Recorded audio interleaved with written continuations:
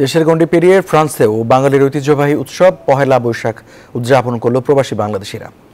স্বরলিপি শিল্পী গোষ্ঠী ফ্রান্সের উদ্যোগে প্যারিসের মাস্কধর্মী হলে উদযাপিত হয় বৈশাখী হাওয়ায় হাওয়ায় বাংলা নববর্ষ 1431।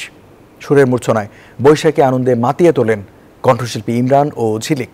ফ্রান্স থেকে ফেরদৌস করিম আখুনজির তথ্য ও ছবি নিয়ে ডেস্ক রিপোর্ট।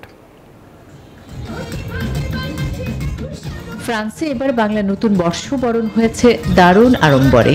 বৈশাখী আনন্দে নাচ গান আর সুরের মূর্ছনায় মেতে ওঠেন প্রবাসী বাংলাদেশিরা।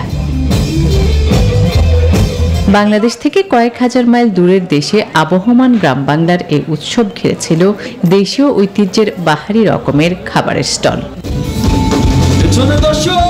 উৎসবে আমন্ত্রিত অতিথি ছিলেন অল ইউরোপিয়ান বাংলাদেশ অ্যাসোসিয়েশনের মহাসচিব কাজী এনায়েতুল্লাহ ইনু, ফ্রান্স আওয়ামী লীগের প্রধান উপদেষ্টা বীর মুক্তিযোদ্ধা নাজিম উদ্দিন আহমেদ, ফ্রান্স আওয়ামী লীগের সিনিয়র সহসভাপতি আবুল কাশেম সহ আরো অনেকে। টয়লেট রাখে ফ্রেশ 100 ফ্ল্যাশ পর্যন্ত, তাই ব্যবহার করুন ডমিক্স ফ্রেশ গার্ড।